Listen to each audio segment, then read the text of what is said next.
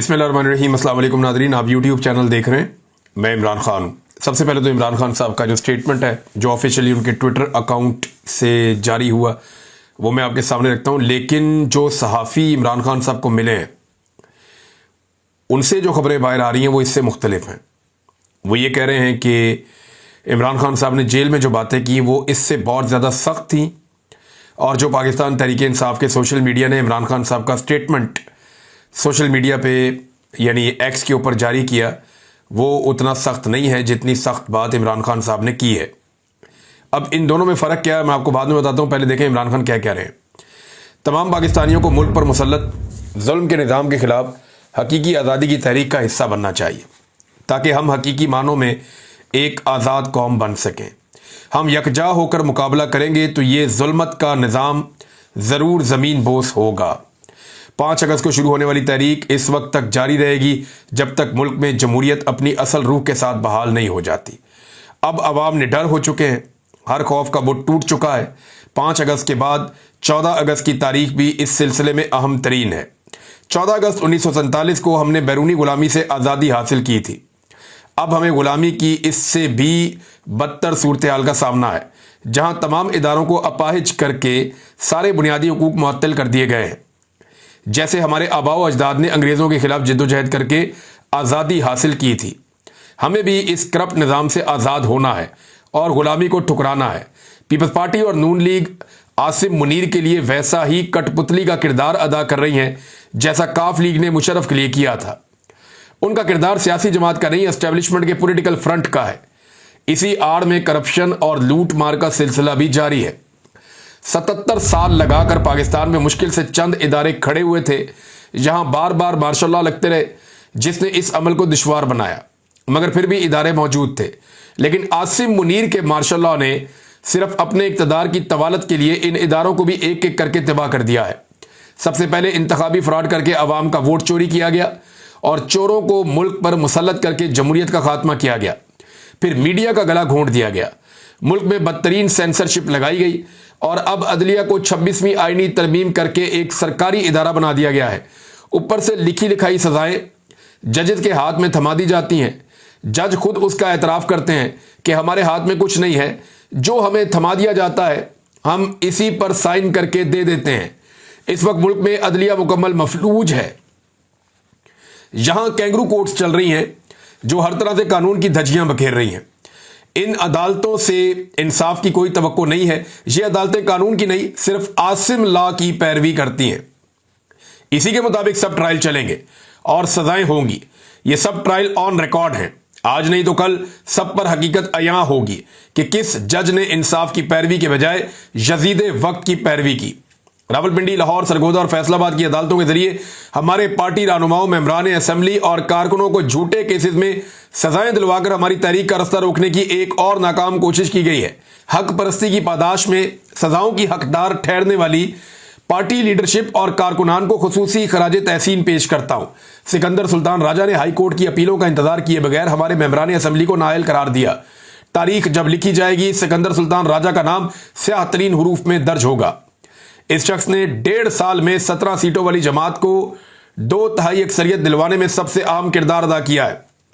मुल्क का निजाम इनके हाथ में दे दिया गया है जिन्होंने अवाम का वोट और पैसा दोनों चुराया। जो लोग आइन और जमहूरियत के साथ खड़े हैं इनको जेलों में डाल दिया गया ताकि इस मुल्क में कोई जमहूरियत का नाम लेवा ना हो। हमारे जो मेंबरान असेंबली नाजायज तरीके से नाअहल किए गए उनकी जगह ज़िमनी इंतखाबात में किसी को खड़ा नहीं किया जाएगा, क्योंकि इन लोगों ने कई तरह की मुश्किलात झेल कर इंतखाब लड़ा था और मुसलसल तहरीक इंसाफ के साथ खड़े रहे। लिहाजा ज़िमनी इंतखाबात में तहरीक इंसाफ हिस्सा नहीं लेगी। अली अमीन को वाज़ेह पैगाम देता हूं कि खैबर पख्तूनख्वा और कबायली इलाकों में वफाक को एक और फौजी ऑपरेशन की हरगिज इजाज़त नहीं देनी चाहिए। फौज और अवाम के आमने सामने आने से फौज का इदारा तबाह होता है। ऑपरेशन किसी मसले का हल नहीं है। वहां के निज़ाम के मुताबिक बातचीत से मसाइल हल करें। अफगानिस्तान हमारा मुसलमान हमसाया मुल्क है, उनके साथ भी ताल्लुकात बेहतर होने चाहिए और मसाइल पर बैठकर बात करनी चाहिए। ये इमरान खान साहब का स्टेटमेंट जो है ये उनके ट्विटर हैंडल पे शेयर किया गया, लेकिन कुछ चीज़ें ऐसी हैं जो वहां शेयर नहीं की गई और पीटीआई ने थोड़ा गुरेज किया। यानी इमरान खान साहब ने सहाफियों के बकौल ये कहा कि अगर गंडापुर एस्टेब्लिशमेंट के सामने स्टैंड नहीं ले सकता और ऑपरेशन को नहीं रोक सकता तो फिर वो इस्तीफा देकर किसी और को मौका दे जो स्टैंड ले और ऑपरेशन को रुकवा सके।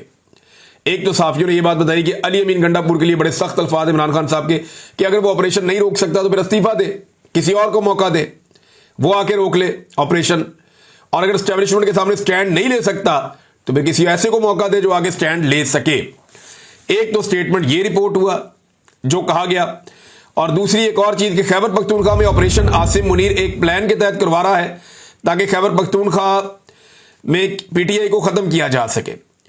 एएनपी भी खैबर पख्तूनख्वा में ऐसे ही खत्म हुई थी, एक प्लान के तहत पीटीआई को खत्म करने की कोशिश हो रही है। आसिम मुनीर जिन्हें लेकर आया वो हारे हुए लोग हैं, ये भी जनाब इमरान खान साहब ने कहा, और ये इमरान खान साहब का टोटल स्टेटमेंट था। अब अली अमीन गंडापुर साहब ने उसके बाद एक स्टेटमेंट दिया। एक तो उन्होंने इमरान खान साहब के आखिरी पैराग्राफ को रिपीट किया जिसमें यह चीज नहीं है कि अली अमीन गंडापुर किसी ऐसे को मौका दे जो एस्टेब्लिशमेंट के सामने स्टैंड ले पाए और जो ऑपरेशन को रोक पाए या ऑपरेशन होने से मना कर पाए।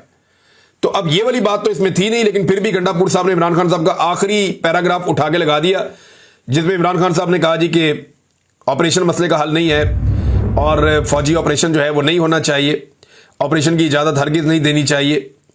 तो अली अमीन गंडापुर साहब ने उसके बाद लिखा, खान साहब आपकी सोच को समझते हुए खैबर पख्तूनख्वा में हमने कबायली जिरगे शुरू कर दिए हैं।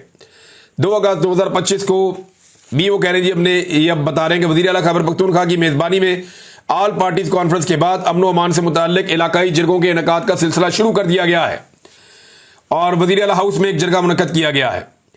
जिला खैबर और औरंगजेब के ट्राइबल सब डिवीजन और वहां के जो ब्यूरोक्रेट हैं उन सबको शामिल किया गया है। कबायली अमायदीन को और 6 मेंबरान कौमी और सूबाई असम्बली को शामिल किया गया है, एक सेनेटर को भी इसमें शामिल किया गया है। और इसके बाद वज़ीर आला के मुशीर बराए इत्तलात और चीफ सेक्रेटरी आईजी पुलिस के अलावा मुतल्लिका कमिश्नर डिप्टी कमिश्नर भी जिरगे में मौजूद थे। अब ये वो बता रहे हैं जनाब हम तो जिरगे कर रहे हैं और हमने अमन बहाल करना है और तरक्की से मुंसलिक करना है। मादनियात जो हैं वो किसी भी किस्म के वसाइल जो हैं वो ना मांगे गए हैं, ना किसी को हम देंगे और ना दिए जा रहे हैं। जिरगे को तमाम तर ताउन और वसाइल फराम किए जाएंगे। अब ये गंडापुर साहब ने जरगों में डाल दी सारी बात।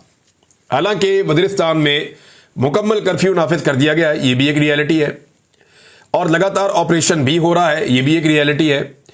एक तरफ मिलिट्री ऑपरेशन खैबर पख्तूनख्वा में जारी है, दूसरी तरफ गंडापुर साहब अपनी जबान से ये कहते हैं कि मैं मिलिट्री ऑपरेशन की इजाजत नहीं दे रहा और ना ये हो रहा है, और तीसरा जो है वो जरगे कर रहे हैं और ये क्लेम करते हैं कि जरगों के फैसलों पर अमल दरामद होगा, जबकि जरगे एक ही बात करते हैं कि किसी सूरत कोई मिलिट्री ऑपरेशन नहीं होगा।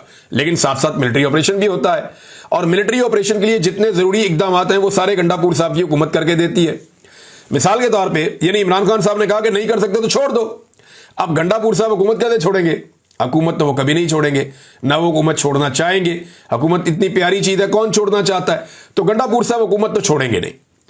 और वैसे हुकूमत एक ही आदमी था जिसने छोड़ी थी। मैंने उस आदमी के खिलाफ बहुत प्रोग्राम किए और जो किए मैंने ठीक किए, मैं आज भी उन पर कायम हूं। वो था उस्मान बुज़दार। उस्मान बुज़दार को जिस वक्त इमरान खान ने कहा हुकूमत छोड़ दे, उसने छोड़ दी। बाकी इमरान खान साहब जिसको कहते थे वो इधर बात करता था, यार मना करो खान साहब को। आप हुकूमत गिराने की बात होती थी तो परवेज इलाही साहब कहते थे यार मना करो खान साहब नू। जो महमूद खान साहब है वो भी नहीं चाहते थे हुकूमत गिराना। लेकिन सिर्फ एक ऐसा आदमी था जिसने 1 मिनट लगाया, जो उस्मान बुज़दार था, उसने हुकूमत छोड़ दी इमरान खान के एक दफा कहने पर। शरीफ आदमी था। फिर जो उमर चीमा साहब है वो डट गए थे गवर्नर होने के बावजूद। उनको पता था मेरे साथ क्या होना है, लेकिन उमर चीमा ने परवाह नहीं की किसी बात की भी, किसी नतीजे की भी। लेकिन गंडापुर साहब को अब पता है वो हुकूमत में है तो इतनी आसानी से तो हुकूमत वो छोड़ेंगे नहीं। लेकिन अभी इस वक्त जो इतलात आ रही है उनके मुताबिक मुकम्मल तौर पे शुमाली वज़ीरिस्तान में कर्फ्यू नाफिज कर दिया गया है और सख्त इकदाम किए जा रहे हैं। तो ये एक तरफ वो कहते हैं जी हम ऑपरेशन नहीं होने देंगे, दूसरी तरफ ऑपरेशन के लिए तमाम तर सहूलतकारी जो है वो गंडापुर सरकार फराहम भी कर रही है। लकी मरबत में क्या हुआ, बहुत सारे लोग इसके बारे में पूछ रहे थे, जानना चाहते थे। तो मैंने वहां पे मकामी सहाफियों से बात की। मेरी 3 सहाफियों से बात हुई और मैंने सारी इंफॉर्मेशन कलेक्ट की कि लकी मरबत में जो मासूम बच्चे शहीद हुए उन्हें किसने शहीद किया और कैसे किया गया। ये दो अलग अलग वाकयात हैं। एक वाकया होता है एक गांव में और वहां पे एक घर के ऊपर ड्रोन हमला होता है। सिक्योरिटी जराए बाद में कहते हैं जी ये ड्रोन आके गिर गया है और ये कोई क्वाड कॉप्टर है और ये कोई दहशतगर्दों का था, यहां आके गिर गया, तो इसकी कोई कंफर्मेशन हुई नहीं। यानी जो सहाफ़ी हैं उन्होंने कहा जी ये क्वाड कॉप्टर और वो जो गलती से गिरने वाला वो मामला नहीं है, ये ड्रोन अटैक था। जो सिंपल हमें समझ आ रहा है ये ड्रोन अटैक था, और जो इसकी एफआईआर दर्ज हुई वो भी नामालूम ड्रोन अटैक की ही एक एफआईआर दर्ज हुई है। इस ड्रोन हमले में भी सही निशाना नहीं बनाया जा सका और एक मुअम्मर शख्स शहीद हो गया, उसके साथ एक बच्चा शहीद हो गया, 2 खवातीन बहुत शदीद जख्मी हो गई। तो ये ड्रोन हमला है जिसकी एफआईआर हो चुकी। दूसरा वाकया है एक मार्टर गोला फटा है। कुछ लोग कह रहे थे कि ड्रोन हमला है, लेकिन वो क्लैरिटी आ गई, मेरी बात हुई सहाफियों से, तो ये मार्टर गोला नहीं, इसको RPG-7 कहते हैं। RPG-7 जो है वो एक रॉकेट लॉन्चर है। इसको पाकिस्तान की फौज भी इस्तेमाल करती है, इसको जो है वो तालिबान भी इस्तेमाल करते हैं, मुख्तलिफ जो दहशतगर्द तंजीमें हैं वो भी इस्तेमाल करती है। ये जो RPG के गोले हैं और ये रॉकेट लॉन्चर है, ये हमने भी थोड़े दिन पहले उनके पास भी देखे हैं। वो जो कच्चे के डाकू हैं उनके कंधों के ऊपर भी रॉकेट लॉन्चर लगे हुए हैं, जरा पुराने मॉडल के हैं, लेकिन RPG यही है, RPG-7। और जो मकामी लोग हैं जो हथियारों को समझते हैं उन्होंने कहा जी RPG-7 था जो वहां पे फटा है। अब इसमें कुछ लोग ये कहते हैं, और जो जख्मी बच्चे हैं वो भी ये बताते हैं कि ये कोई एक शोला सा आया आसमान की तरफ से, वो आकर गिरा और उसके बाद धमाका हो गया।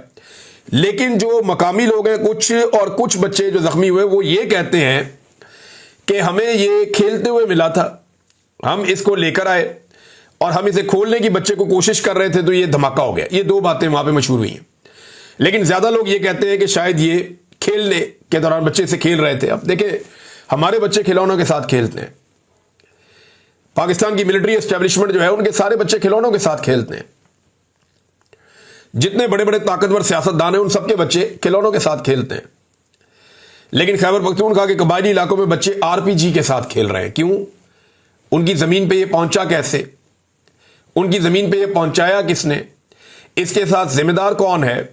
कौन बताएगा कि आज खैबर पख्तूनख्वा के इलाकों में या कबायली इलाकों में जो आग लगी है, जो बलूचिस्तान में आग लगाई है मुशर्रफ साहब ने, उसके लिए जिम्मेदार कौन है? कौन इसकी जिम्मेदारी कबूल करेगा? भुट्टी साहब को तो कत्ल कर दिया अपनी अकड़ के अंदर, परवेज मुशर्रफ ने मुक्का लहरा कर कि फिर मैं ये कर दूंगा, मैं वो कर दूंगा, तो फिर उन्होंने अकबर भुट्टी साहब को कत्ल कर दिया, वो शहीद हो गए।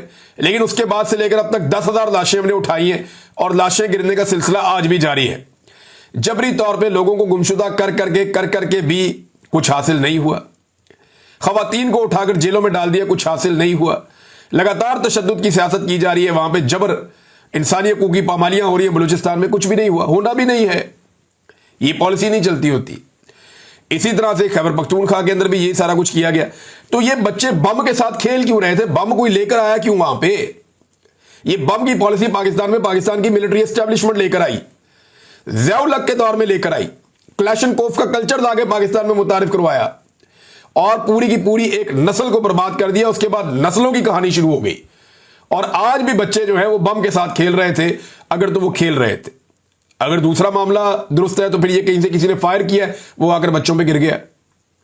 लेकिन ज्यादा लोग ये कह रहे हैं कि ये इनको कहीं बच्चों को मिला है बम, वो इसको लेकर आए, ये रॉकेट लॉन्चर का जो बम है, और इसको वो कहीं बच्चे खोल रहे थे और धमाका हो गया। अब इसमें 2 साल से लेकर तो 11-12 साल तक के बच्चे हैं, 5 जो शहीद हो गए। 3 बच्चों की हालत इंतहाई तशवीशनाक बताई जा रही, जिनमें एक 2 साल का बच्चा है जिसके सर के अंदर पट्टी बंधी हुई है। खुद वो जर्नलिस्ट देख कर आया, उसने कहा जी उसको उसकी जान बहुत खतरे में, वो बच्चा अनकॉन्शियस है, नहीं पता उसके साथ अब क्या होगा। तो नादरीन, ये है वो सूरत हाल जो मैंने आपके सामने शेयर कर दी। इसमें एक जो ड्रोन हमला वो भी मैंने आपको बताया। अब इमरान खान साहब के बेटों के हवाले से जो फाइनल खबर आई वो ये आई कि उन्होंने वीज़े अप्लाई किए हुए हैं और उनके ट्रैकिंग आईडीज भी आ गए हैं, बल्कि मैंने इसको सोशल मीडिया पे शेयर भी किया था। इमरान खान साहब के दोनों बेटों के ट्रैकिंग आईडीज मौजूद हैं जो उन्होंने वीज़े अप्लाई किए हैं पाकिस्तानी एम्बेसी में, और दोनों ट्रैकिंग आईडीज, एक सलमान का है और एक कासिम का है। लेकिन इसके बावजूद हुकूमत पाकिस्तान की जानिब से दोनों को वीज़े जारी नहीं किए जा रहे। अब ये दोनों के ट्रैकिंग आईडीज, यानी मैं आपको ये शो भी कर देता हूँ, ये आप देख लें अपनी स्क्रीन पे, और ये पाकिस्तान तहरीक इंसाफ ने भी मेरे ख्याल में अब बता दिया है। तो ये उनके दोनों बेटे, वो पाकिस्तान आना चाहते हैं, लेकिन उन्हें आने से रोका जा रहा है। वो हुकूमत जो उन्हें पहले चैलेंज करती थी अब उन्हें आने नहीं दे रही। नाज़रीन, जो अमेरिकन डॉक्टर्स की तंजीम है उन्होंने न्यूयॉर्क टाइम के अंदर एक इश्तिहार छापा इमरान खान साहब के हवाले से, ताकि अमेरिका में वो इम्पैक्ट क्रिएट कर सकें। तो इमरान खान की जो कैद है, जुल्म है, बर्बरियत है, उसके ऊपर आसिम मुनीर साहब के बारे में जो इमरान खान साहब का स्टेटमेंट है कि अगर मुझे जेल में कुछ हो गया तो फिर जिम्मेदार आसिम मुनीर साहब होंगे। फिर साथ में बताया गया कि इमरान खान साहब की 2 साल जेल कैसी रही, बिजली बंद की गई, तंगो तारीख जगह पर रखा गया, 6x8 का एक सेल है, किस तरह की वो ज़िंदगी गुजारते हैं, और 22 घंटे उन्हें बाहर रोशनी में खुला नहीं छोड़ा जाता, खुली हवा में उन्हें अंदर बंद किया जाता है, उनसे इंफॉर्मेशन ले ली जाती है, यानी उनसे ज़राए बंद कर दिए जाते हैं, अखबारात या टेलीविज़न ये बंद कर दिए जाते हैं। कई महीने उनकी फैमिली के साथ मुलाकात नहीं करवाई जाती, पार्टी की लीडरशिप से मुलाकात नहीं करवाई जा रही। तो ये सारा कुछ बताया जो कुछ इमरान खान साहब के साथ हो रहा है, और जो कुछ जिस तरह मनसूबा बनाया गया है, जिस तरह गैर कानूनी तरीके से उनके ऊपर केसेस चलाए गए हैं, और इमरान खान साहब इसके लिए किसको जिम्मेदार समझते हैं। तो वो स्टेटमेंट भी इमरान खान साहब का लगाया गया कि वो हाफिज सैयद आसिम मुनीर को जिम्मेदार समझते हैं इस सारी सूरत हाल के लिए। तो नाज़रीन, एक और खबर मैं आपके साथ शेयर करता हूं, ये जरा आप देखें। ये हमारे दोस्त हैं ज़ईम लगारी साहब, ये गए जनाब लाहौर में नून लीग के जलसे में। इनको पहले ISI उठाकर दे गई थी ज़ईम लगारी साहब को, इसलिए कि इन्होंने मरियम नवाज के खिलाफ खबर दी थी, और ये अभी भी बात नहीं आ रहे। ये चले गए जनाब नून लीग के जलसे में, और वहां जाके जलसा गाह में बिल्कुल सामने स्टेज लगा हुआ है, नून लीग ने बड़ी तैयारियां की, बड़े स्पीकर लगाए, माइक लगाए, म्यूजिक लगाया, बहुत लाइटिंग शाइटिंग की, बड़ा बंदोबस्त किया नून लीग ने। जनाब अगस्त का महीना शुरू हो गया, हम एक जलसा करेंगे, तगड़ा जलसा करेंगे। वो पता चला उधर बंदे ही नहीं आए, लोग आए ही नहीं। अब जिन लोगों ने आकर वहां तकरीर कर दी थी वो लोग गायब हो गए। उन्होंने कहा दफा करो यार, ये कुछ जलसा है, यहां अगर हम खड़े हो गए और हमारी वीडियो बन गई तो हमारी तो बेइज्जती हो जाएगी कि अवाम है नहीं तो हम तकरीर किस बात की करें। तो नून लीग का जलसा गया बढ़, फारग हो गया। अब ज़ईम लगारी साहब ने देखा कि वहां पे जो कारकुन खड़े हैं, वहां कोई 30-40 लोग खड़े थे, पूरा जलसा बंदोबस्त बहुत पूरे जलसे का है, लेकिन 40-50 लोगों से ज्यादा नजर नहीं आ रहे। कुछ इक्का दुक्का पुलिस वाले भी खड़े थे, सिक्योरिटी देने के लिए वहां पे आसपास फिर रहे थे। तो उन्होंने ना जो मकामी जो वहां पे लोग खड़े हुए थे उनसे जानना चाहा कि यार आपकी क़यादत किधर है, जलसा गाह आप पहुंच गए हैं, जलसा गाह बन गई है, सामने क़यादत मौजूद नहीं है, तकरीर कोई क्यों नहीं कर रहा, और ये क्या हो रहा है यहां पे। तो जिस बंदे के मुंह के आगे उन्होंने माइक किया, हर बंदे ने कहा जी कि हम तो इनका तमाशा देखने आए हैं। क्या मतलब, तुम किसके साथ हो? उन्होंने कहा जी हम इमरान खान के साथ हैं। यानी नून लीग के जलसे में जिन लोगों को बुलाया गया, जिन लोगों को लाया गया, वो सारे लोग भी जनाब किसके साथ हैं? इमरान खान के साथ हैं। और मुझे हैरत हो रही थी वो सारा सुन के कि आज नून लीग की ये दुर्गत बन गई है। देखें, PMLN की जो लीडरशिप है, नवाज शरीफ की फैमिली, उनको तो समझ नहीं आएगी। उन्होंने तो जो बात अब समझ ली है सियासत में, वो बूट पॉलिशी करेंगे अब हमेशा, और उन्हें अब मकबूलियत से गरज भी कोई नहीं है। उनकी तो लॉटरी लगी हुई है, जब तक लगी हुई है, और उन्होंने भाग जाना है सारा कुछ छोड़ छाड़ के। लेकिन जो असल मुस्लिम लीगी हैं, जो शुरू से मुस्लिम लीग के अंदर शामिल हैं, जिन्होंने मुस्लिम लीग के लिए कुर्बानियां दी हुई हैं, वो लोग या वो लीडर, वो तो ये सोच सकते हैं ना कि ये क्या कर दिया हमारी पार्टी के साथ। आज एक जलसा करने की कैपेसिटी नहीं छोड़ी। जाती ताल्लुकात की बुनियाद पे कोई बंदे बुला ले तो बुला ले, अदरवाइज नजरिए के ऊपर PMLN का कारकुन बाहर निकलने के लिए कारकुन बचा ही नहीं, लोग है ही नहीं। आप माइक निकालते हैं, लोग कहते हैं बाहर सड़कों के ऊपर, अक्सर मैंने इंटरव्यू करवाए, लोग कहते हैं जी हम PMLN में थे, अब हमें अच्छे नहीं लगते, हम इमरान खान को सपोर्ट करेंगे, क्योंकि वो डट कर खड़ा है पूरे सिस्टम के सामने और पाकिस्तान के लिए बात कर रहा है। तो सूरत हाल जो है ना वो बड़ी मुख्तलिफ हो गई है। नाज़रीन, एक और खबर है, ये खबर मैं आपके साथ शेयर करता हूं, और ये बड़ी अजीबोगरीब और अफसोसनाक खबर है। नादिर बलोच साहब ने यह खबर दी है, और ये सुनने के बाद मुझे तो बड़ी तकलीफ हुई है। यानी जो कैदी होता है ना, वो तो बेचारा मजबूर होता है ना, उसको जो आप देते हैं खाने के लिए वो खा लेता है, उसको आप जो पीने के लिए पानी देते हैं वो पी लेता है, उसके बाद ऑप्शन कोई नहीं होती ना, वो आपकी कैद में है। आज़ाद तो नहीं है कि अपनी मर्जी से कोई चीज़ खा ले या अपनी मर्जी से कोई चीज़ पी ले। लिहाजा फैसलाबाद की डिस्ट्रिक्ट जेल का लर्जा खेज इंकशाफ, ये नादिर बलोच साहब बता रहे हैं, 2000 से जायद कैदियों को कई माह से मुर्दा मुर्गी का गोश्त खिलाया जाता रहा।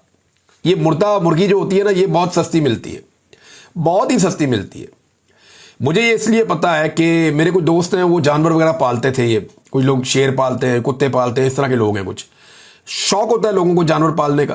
तो ये गोश्तखोर होते हैं जानवर, तो मुर्दा मुर्गी वो खरीद लेते थे, और खरीद के उसको जो है क्रश करके उसका कीमा बना के उसके साथ जो वो शामिल करके बाकी चीज़ें जानवरों को खिलाते थे।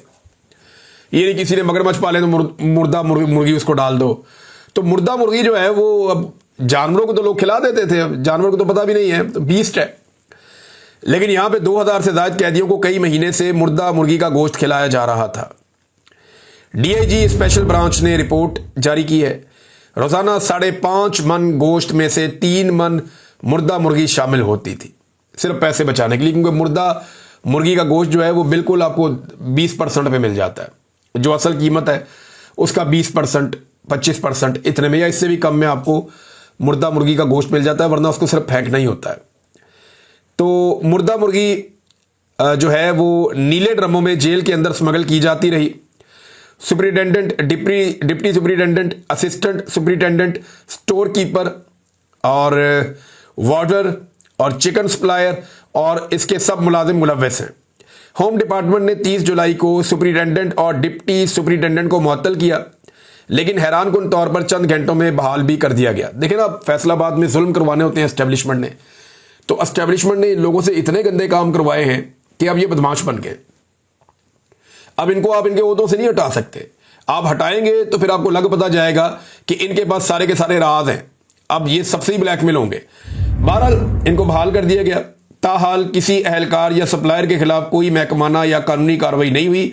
अंदाजा लगाएं कानून सिर्फ किताबों में रह गए। नादिर बलूच साहब ने खबर दी है।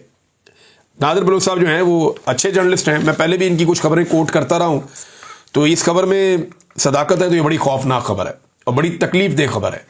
इसके ऊपर एक्शन होना चाहिए, लेकिन पता नहीं कब होगा। अब तक के लिए इतने, अपना ख्याल रखिएगा, अपने चैनल का भी। अल्लाह हाफिज़।